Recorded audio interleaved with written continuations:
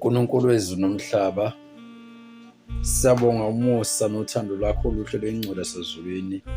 Sibonga ukuthandwa nguwe singabantwana bakho. Sibonga ukuzivikela ey'ngozini zonke kulesishaya isikhathi samanje emsizweni. Siyabonga Nkosi usigcina usukela unyaka wokuqala. SekuDisemba manje Nkosi amakhosi. Siyacela uNkulunkulu onomusa nonothando, sifukamela ngale mzuzu nalezi khathi.